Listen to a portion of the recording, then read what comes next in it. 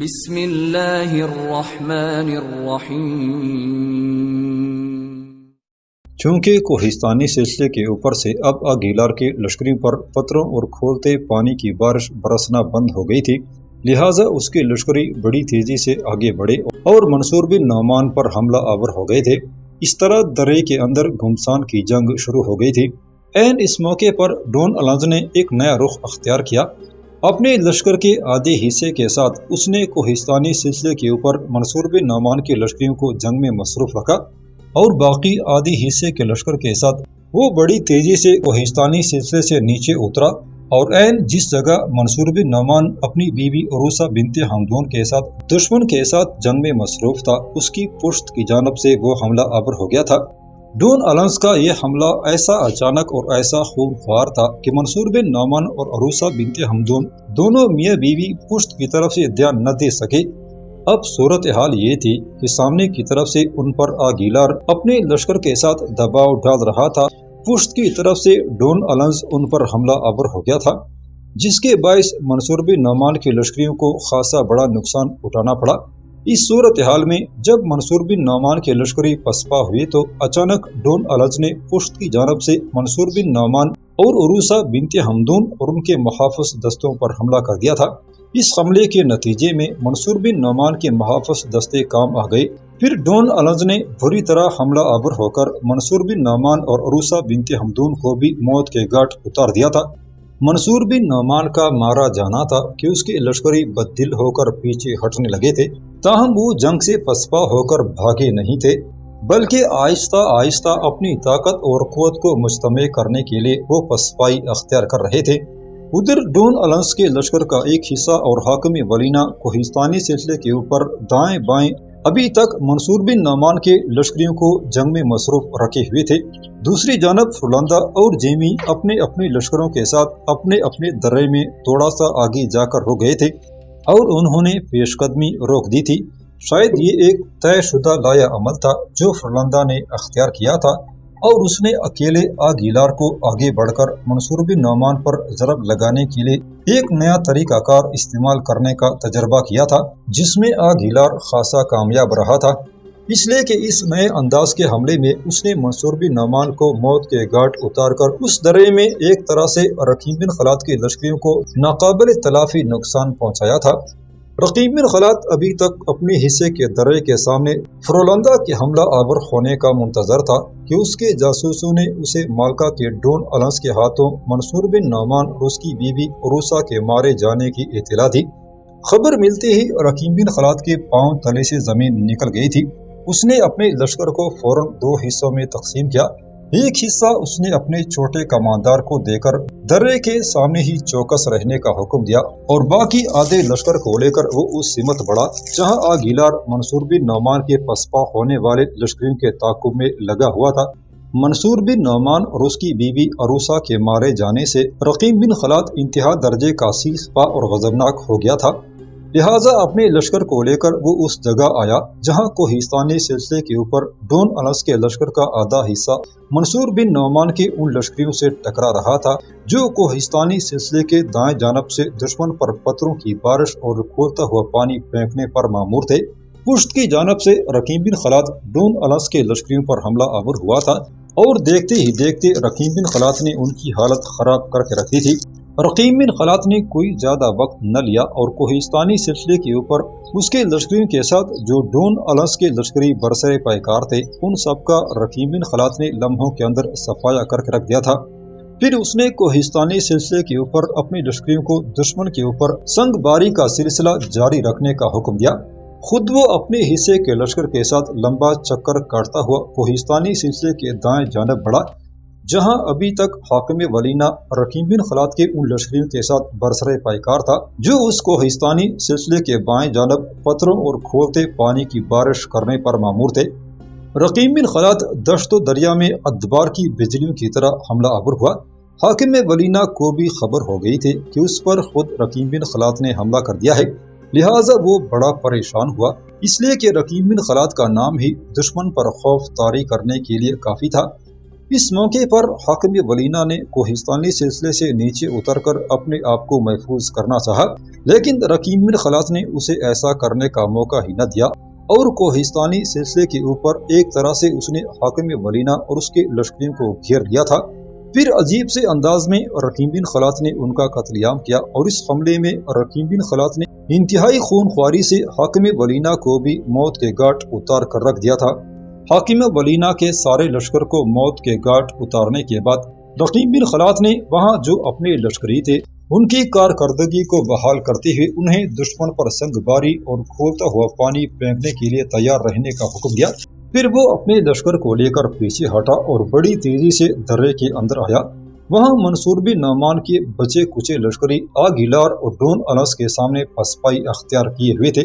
وہاں بھی شاہین صفت اور رقیم بن خلاط جب منصور بن نعمان کے بچے کچے ساتھیوں کے ساتھ آ ملا تو ان کے اندر رقیم بن خلاط کی آمد کے باعث ایسا جذبہ، ایسا حوصلہ پیدا ہوا کہ انہوں نے پسپائی تر کر دی اور عجیب سے والہانہ انداز میں وہ تکبیریں بلند کرتے ہوئے حملہ آور ہو کر آگے بڑھنے کی کوشش کرنے لگے تھے۔ اب صورتحال بڑی تیزی سے بدلنے لگی تھی۔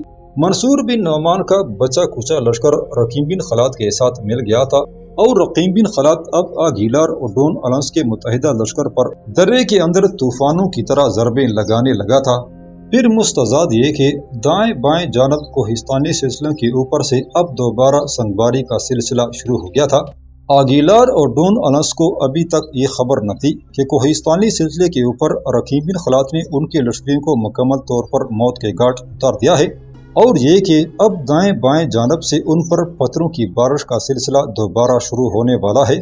جو ہی پتھر برسنا شروع ہوئے آگیلار اور ڈون الس چونک سے پڑے اور انہیں یقین ہو گیا کہ دائیں بائیں جانب ان کے حملہ آوروں کو مسلمانوں نے موت کے گھاٹ اتار دیا ہے، لہٰذا وہ خود بھی پسپا ہونے کے متعلق سوچنے لگے، اس لیے کہ ان کے سامنے کی طرف سے رقیم بن خلاط نے ان پر ایسے حملے شروع کر دیے تھے جن کا ان دونوں کے پاس کوئی دفاع نہ تھا، اور پشت کی جانب سے جب پتھروں کی بارش کا بھی سلسلہ شروع ہو گیا تو ان کے سارے حوصلے پست ہو کر رہ گئے تھے۔ تھوڑی دیر بعد آگیلار اور ڈون الس کے لشکر میں جب یہ خبر پہنچی کہ سامنے کی طرف سے رقیم بن خلاط خود حملہ آور ہوا ہے تو آگیلار اور ڈون الس دونوں کے پاؤں تلے سے زمین نکل گئی تھی، اس لیے کہ رقیم بن خلاط کی ذات ہی دشمن کے لیے ایک ڈراؤنے خواب کی مانند تھی۔ یہ خبر سنتے ہی آگیلار اور ڈون الس نے اپنے لشکریوں کو پسپا ہونے کا حکم دیا۔ یہ پسپائی اس طرح اختیار کی گئی کہ وہ اپنے سروں پر اپنی ڈالیں رکھے ہوئے تھے تاکہ راستے میں جب پتھروں اور کھولتے پانی کی بارش آئے تو وہ اس سے بچ سکیں۔ بھاگتے وقت آگیلار اور ڈون الس اپنے لشکر کے وسطی حصے میں تھے۔ رقیم بن خلاط نے جب دیکھا کہ دشمن اس کے سامنے سے بھاگ کھڑا ہوا ہے تو اس نے اپنے حملوں میں تیزی پیدا کی اور پسپا ہوتے ہوئے دشمن کو اس نے جی بھر کے کاٹا، یہاں تک کہ وہ اپنے محافظ دستوں کے ساتھ دشمن کے اندر گھستا ہوا لشکر کے وسط تک جا پہنچا۔ آگیلار کو رقیم بن خلاط پہچانتا تھا، تاہم ڈون الس اس کے لیے شناسا نہ تھا۔ رقیم بن خلاط نے جب دیکھا کہ اس کے تھوڑے ہی فاصلے پر آگیلار اپنے گھوڑے کو بگاتا ہوا جا رہا ہے تو اس کے چہرے پر غضبناکی کے آثار اپنے عروج پر پہنچ گئے۔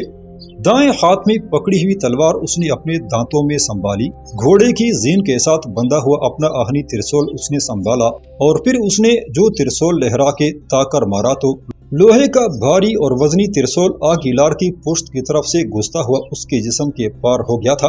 آگیلار کی ایک خوفناک چیخ بلند ہوئی، پھر وہ گھوڑے سے گر کر دم توڑ گیا تھا۔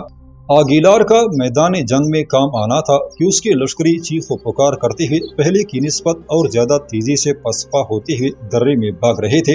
کوہستانی سلسلے کے اوپر حاکم ولینا اور درے کے اندر آگیلار کا کام تمام کرنے کے بعد رقیم بن خلاط ڈون الس کو بھی موت کے گھاٹ اتارنا چاہتا تھا، اس لیے کہ ڈون الس ہی منصور بن نعمان اور اس کی بیوی عروسا کا قاتل تھا۔ تاہم دشواری یہ تھی کہ رقیم بن خلاط چہرے سے ڈون الس کو نہیں پہچانتا تھا، تاہم اپنے راستے میں آنے والے دشمن کے ہر لشکری کو خمیدہ سر اور بے کلا کرتا ہوا رقیم بن خلاط درے کے اندر ڈراؤنے خواب کی طرح چھا گیا تھا۔ ڈون الس نے جب دیکھا کہ اس کی پشت کی طرف سے رقیم بن خلاط نے ایک عجیب طرح سے حملہ آور ہوتے ہوئے اس کے یقینی شکست اور غلبے کو نامرادی اور شکست میں تبدیل کر دیا ہے تو وہ سر پر پاؤں رکھ کر بھاگا۔ بڑی تیزی سے وہ اپنے اور آگیلار کے بچے کچے لشکریوں کو لے کر درے سے نکلنے میں کامیاب ہوا تھا۔ ڈون النس کی درے سے نکلنے کے تھوڑی ہی دیر بعد یہ خبر فرلندہ اور جیمی تک بھی پہنچ گئی تھی کہ جہاں ڈون النس نے اچانک حملہ آور ہو کر رقیم بن خلاد کے سالار منصور بن نعمان اور اس کی بیوی عروسہ کو موت کے گھاٹ اتار دیا ہے، وہاں رقیم بن خلاد نے بھی اچانک حملہ آور ہو کر حاکم ولینا اور فرلندہ کے سپہ سالار اعلیٰ آگیلار کو قتل کر دیا ہے، اور یہ کہ شیر دل ڈون النس بڑی مشکل سے اپنی جان بچا کر درے کے اندر رقیم بن خلاد کے سامنے سے بھاگا ہے۔ یہ خبر سن کر فرلندہ اور جیمی اپنے اپنے درے سے نکل کر اپنے پڑاؤ کی طرف روانہ ہوئے تھے۔ اس خبر سے فرلندہ کو بے حد دکھ اور افسوس ہوا، اس لیے کہ جہاں اس کے لشکریوں کا خوب قتل عام ہوا تھا وہاں اس کے بہترین سپہ سالار اعلیٰ آگیلار کو قتل کر دیا گیا تھا اور ساتھ ہی حاکم ولینا کا بھی سر کاٹ دیا گیا تھا۔ اپنے اس عظیم نقصان پر فرلندہ بے حد مغموم اور پریشان تھا۔ اس نے جیمی اور ڈون النس کو پیغام بھجوا دیا کہ وہ اپنے اپنے لشکر کے ساتھ پڑاؤ میں پہنچے۔ شاید فرلندہ پڑاؤ میں صلاح و مشورہ کرنے کے بعد جنگ کے عمل کو کوئی نیا رخ دینا چاہتا تھا۔ رقیم بن خلاد بھی بڑا محتاط تھا۔ سب سے پہلے اس نے اپنے جاسوسوں کو ادھر ادھر پھیلایا تاکہ دشمن کے پڑاؤ میں منڈلاتے ہوئے وہ دشمن کی ایک ایک نقل و حرکت سے متعلق اسے آگاہ رکھیں۔ اس کے بعد اس نے اپنے سارے لشکریوں کو ایک جگہ جمع ہونے کا حکم دیا۔ جب کوہستانی سلسلے کے اوپر اس کے سارے لشکری ایک جگہ جمع ہوئے تب رقیم بن خلاد اس جگہ آیا جہاں منظر بن طریف اور جابر بن بکر کھڑے تھے۔ ان دونوں کے ساتھ مل کر سب سے پہلے جنگ میں زخمی ہونے والوں کی مرہم پٹی کا سامان کیا گیا۔ اس کے بعد منصور بن نعمان اور اس کی بیوی عروسہ بنت حمدون کے علاوہ جنگ میں جس قدر لوگ مارے گئے تھے ان کی تدفین کا بندوبست کیا گیا۔ اس کے بعد رقیم بن خلاد کوہستانی سلسلے کے اوپر منظر بن طریف اور جابر بن بکر کے ساتھ آ بیٹھا۔ تھوڑی دیر تک وہ چپ چاپ مغموم اور افسردہ سا رہا۔ اس کے بعد وہ منظر بن طریف اور جابر بن بکر کی طرف دیکھتے ہوئے کہنے لگا، سنو میرے دونوں بھائیوں، منصور بن نعمان کی موت میرے لیے یقیناً ایک ناقابل تلافی نقصان ہے۔ وہ میری رفاقت کا رشتہ، میری حرمت کا نشان تھا۔ یہاں تک کہتے کہتے رقیم بن خلاد کی آواز ڈوب کے رہ گئی تھی، اس کی آنکھیں نمناک ہو گئی تھی اور وہ مزید کچھ نہ کہہ سکا تھا۔ منظر بن طریف اور جابر بن بکر دونوں بیچارے رقیم بن خلاد کی حالت دیکھتے ہوئے کٹ کے رہ گئے تھے۔ تھوڑی دیر تک خاموشی رہی۔ اس کے بعد رقیم بن خلاد نے اپنے آپ کو سنبھالا اور وہ دوبارہ کہہ رہا تھا، سنو میرے ساتھیوں، میں نے ایک بہت بڑا فیصلہ کیا ہے اور مجھے امید ہے کہ تم دونوں میرے اس فیصلے سے اتحاد اور اتفاق کرو گے۔ یہ تم بھی جانتے ہو کہ منصور بن نعمان کو مالکا کے حکمران ڈون النس نے جنگ میں پشت کی طرف سے حملہ آور ہو کر موت کے گھاٹ اتارا ہے۔ میں منصور بن نعمان کے مارے جانے کا انتقام ڈون النس سے ضرور لوں گا۔ میں نے گزشتہ جنگ میں پوری کوشش کی کہ آگیلار کے ساتھ ڈون النس کا بھی کام تمام کر دوں، لیکن میری بدقسمتی کہ میں اس شخص کو چہرے سے نہیں پہچانتا تھا، لہٰذا میں اس کا خاتمہ نہ کر سکا۔ اب میں اس کا کام تمام کرنے کے لیے ایک نیا انداز اپناؤں گا۔ سنو میرے عزیزو، فرلندہ اور اس کے سارے اتحادی اس وقت دریا ہدار کے کنارے اپنے پڑاؤ میں جا چکے ہیں۔ میں ابھی تھوڑی دیر تک اپنے حصے کے لشکر کو لے کر یہاں سے مالکا کی طرف جاؤں گا۔ ڈون النس مالکا کا حکمران ہے، اس کی غیر موجودگی میں میں مالکا پر حملہ آور ہوں گا، مالکا کی اینٹ سے اینٹ بجاؤں گا، وہاں نصرانیوں کا میں قتل عام کر کے خوب انتقام لوں گا، اور وہاں سے میں خوراک کے علاوہ جنگ میں کام آنے والی ہر چیز کو سمیٹ کر اپنے مسکن کی طرف آؤں گا۔ مالکا پر حملہ آور ہونے سے پہلے میں مالکا شہر کے اطراف میں اپنے جاسوس پھیلا دوں گا تاکہ مالکا پر حملہ آور ہونے کی اطلاع فرلندہ تک نہ پہنچ سکے۔ جب میں مالکا کو لوٹ کر فارغ ہو چکا ہوں گا تب میں اپنے جاسوسوں کو دوسری سمت روانہ کروں گا، اور جو سامان میں نے لوٹا ہوگا وہ فی الفور سمندر کے راستے سے اپنے مسکن کی طرف روانہ کر دوں گا اور خود اپنے لشکر کے ساتھ گات میں بیٹھ جاؤں گا۔